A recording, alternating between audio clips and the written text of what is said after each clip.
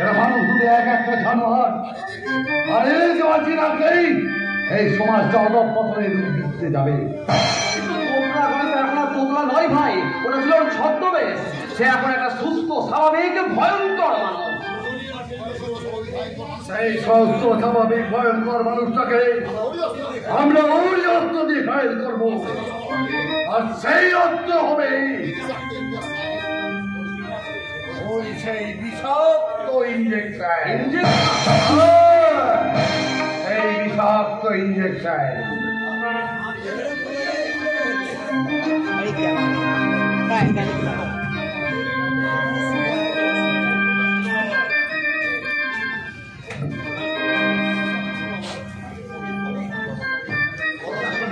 এক্ষুনি অত অধৈর্য হবে না।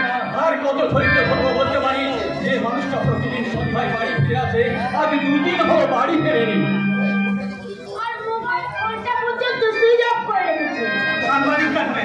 হঠাৎ করে কোথাও না কোথাও যেতে হয় বৌদি, তার এখন গুরুত্বপূর্ণ কাজ থাকে, যার জন্য মোবাইল ফোনটাকেও সুইচ অফ রাখতে হয়। কিন্তু তার আগে তো একটা খবর দেওয়া প্রয়োজন। আমি না হয় তার কেউ নয় বাবা, কিন্তু আপনাদের তো একবার সে জানাতে পারতো। তুমি কেউ নাও মানে? তুমি এসব কি কথা বলছো বৌমা? আমি যে আপনার ছেলেকে শুরু করতে পারিনি বাবা, তাই তো চিরদিনের মতো আমাকে ছেড়ে শালুকের কাছে চলে গেছে। আপনাকে আমি হাত ছেড়ে করে অনুরোধ করে বলছি বাবা, আপনি দয়া করে শালুককে এই বাড়ি থেকে ফিরিয়ে আনুন। কারণ শালুক যদি এই বাড়িতে না ফেরে, তাহলে কোনদিন আপনার ছেলে এই বাড়িতে ফিরবে না বাবা। দয়া করে ফিরিয়ে নিয়ে আসুন। তুমি একটু বোঝার চেষ্টা করো। শালুককে নিয়ে এ বাড়িতে যে অস্থিরতা তৈরি হয়েছিল, তার তো অনেকটাই কেটে গেছে। তাহলে কেন আমার শালুক দিদিকে এই বাড়িতে টেনে এনে কেন জটিলতার সৃষ্টি করতে চাইছো? আমি যে কোনো মূল্যের বিনিময়ে আমার স্বামীকে আমি ফিরে পেতে চাই, ফিরে পেতে চাই।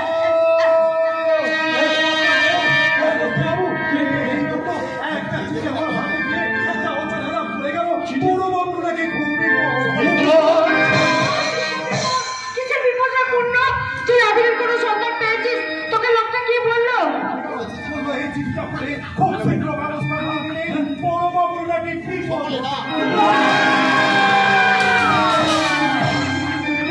দেখো না, পুরি দেখো কি লিখেছে।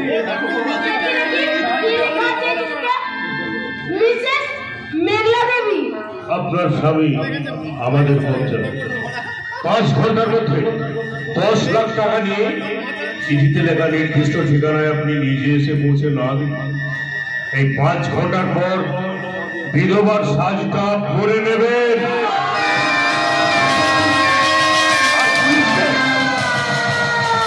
আর পুলিশকে জানানোর চেষ্টা করবেন 1 ঘন্টার মধ্যে আপনার সিঁথির সিঁদুরটা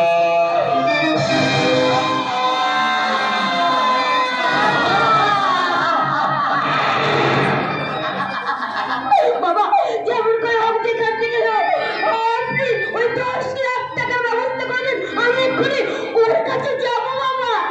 এই মুহূর্তে আমি এত আমি জানি না বাবা, আমি কিচ্ছু জানি না, আমি কিচ্ছু বলতে পারবো না। শুধু ওই 10 লাখ টাকা না পেলে আমি আমার স্বামীকে হারিয়ে ফেলবো। মা গো, দয়া করে বাবাকে একটু বুঝিয়ে বলুন না। বোঝাবো বলতে বাবা, এই অসুস্থ মানুষটা এইটুকু অল্প সময়ের মধ্যে অত টাকা কি করে জোগাড় করবে? তার চেয়ে বরং আমরা পুলিশের কাছে যাই। পুলিশে খবর দিলে ওরা যদি বড় বাবুকে মেরে ফেলে। না না না না না না না না, আমি আমার সিঁদুরটাকে কিছুতেই হারাতে দেবো না, কিছুতেই না। বাবা যেখান থেকেই পারি আমি যেমন করে পারি ওদের হাতে পায়ে ধরে আমার স্বামীর জীবন আমি ছিনিয়ে নিয়ে আসবো, ছিনিয়ে নিয়ে আসবো। বাবা বাধা দেবেন না, বাধা দেবেন না। আমাকে আমার স্বামীর কাছে যেতে দিন, আমি আমার স্বামীর কাছে চলে যাবো। তুমি আমি আমার স্বামীকে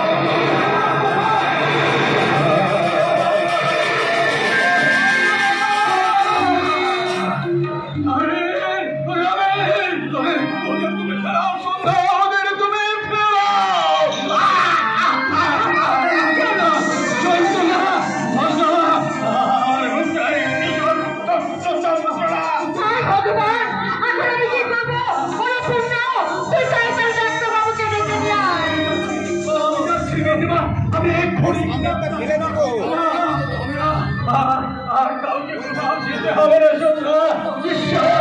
ঈশ্বর করুণাময়, তাই তো ভয়ঙ্কর দুঃখ সংবাদটা শোনার আগে তিনি আমাকে করুণা করে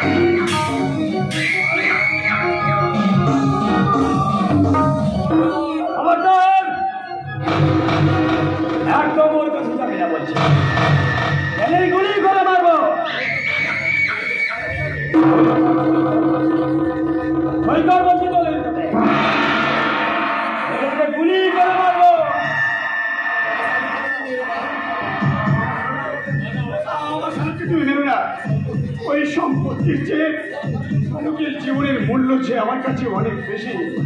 তাই তো শালুককে বাঁচিয়ে রাখার জন্য আমি ওই সম্পত্তি আমি তোমার নামে লিখে দিলাম।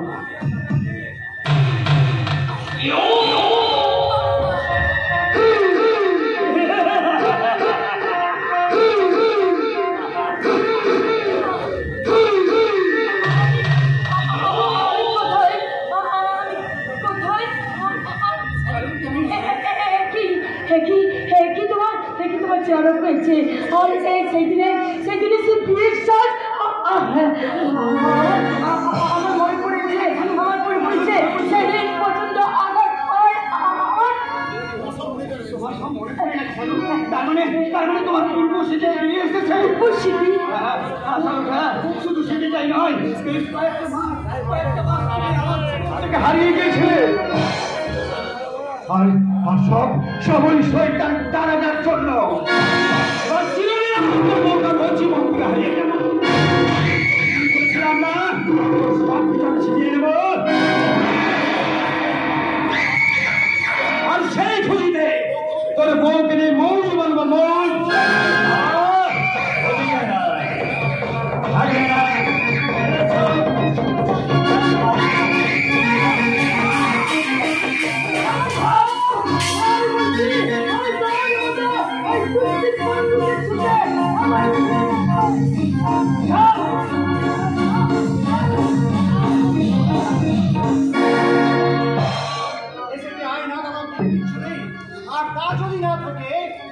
আমরা নিজের হাতে দেব।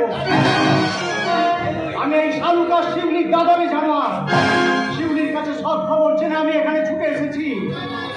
আমাদের সমস্ত জীবনটাকে তোরা নজনজ করে দিয়েছি।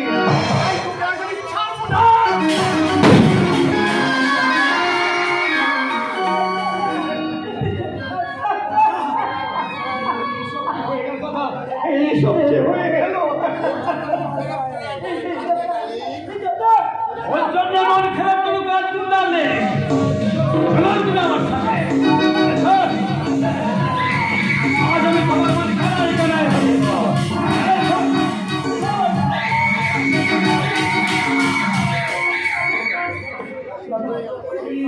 হয়ে গেল দাদা। এখন আমি কাকে কেমন করে বাঁচাই? বাঁচাও নির্মল, যদি পারো তুমি আমার শাহরুখকে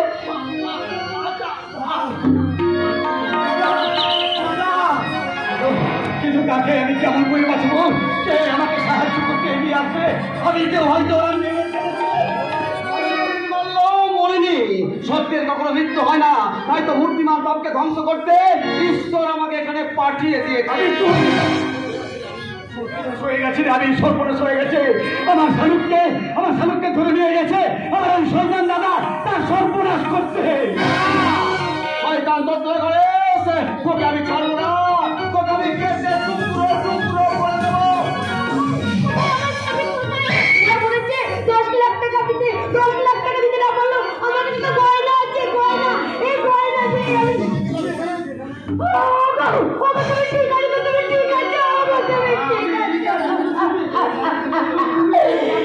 ঠিক আছে, আমাকে চিঠি দিয়ে জানালো তোমাকে কিডন্যাপ করছে। 10 লাখ টাকা না দিলে সে তোমাকে ছাড়বে না।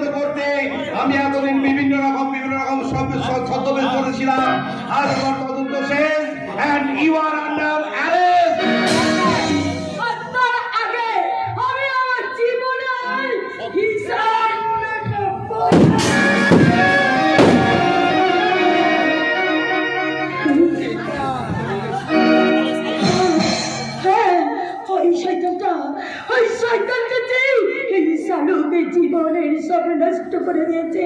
শালুক যে আজ কলঙ্ক হয়ে গেছে। তাই তো এই শালুক এই চিঠিতে সোহাগ মাগানো শুধু ফাইনাল